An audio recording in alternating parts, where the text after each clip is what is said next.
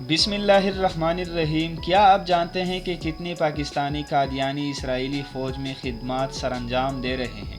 ان قادیانیوں میں کتنی خواتین بھی شامل ہیں اور انہوں نے پاکستانی پاسپورٹ رکھنے کے باوجود اسرائیل کی شہریت کیسے حاصل کی؟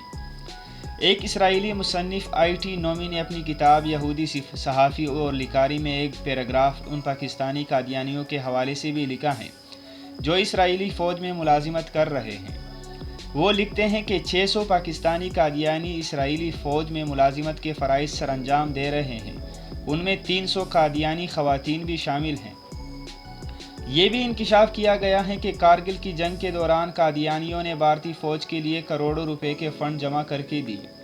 واضح رہے کہ قادیانیوں کے پیشوا مرزا غلام احمد قادیانی ملعون کے پوتے مرزا مبارک احمد نے اپنی کتاب اور فارن مشنز میں یہودیوں سے تعلقات کا اعتراف کیا تھا۔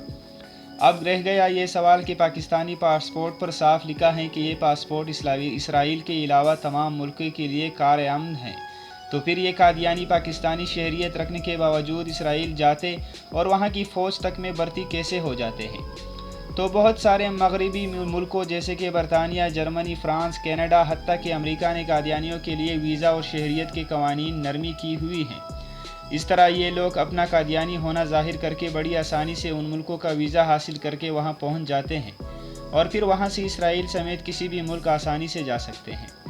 پاکستان میں 1973 کے آئین میں قادیانیوں کو بلا شک و شبہ غیر مسلم اقلیت قرار دیا گیا ہے، جس کے بعد قادیانی دنیا بھر میں خود کو مظلوم ظاہر کر کے نہ صرف نام نہاد انسانی حقوق کے علمبرداروں کی ہمدردیاں سمیٹ کر فائدہ اٹھاتے ہیں، بلکہ یہ اسلام اور پاکستان دشمن سرگرمیوں اور سازشوں کا اعلی کار بننے کے لیے بھی ہمیشہ تیار رہتے ہیں۔ گزشتہ سال بھی قادیانیوں کا مربی مرزا مسرور امریکی صدر ڈونلڈ ٹرمپ کے پاس پہنچ گیا اور شکایت کی کہ پاکستان میں ہم پر ظلم کیے جا رہے ہیں اور ہمیں غیر مسلم قرار دیا گیا ہے۔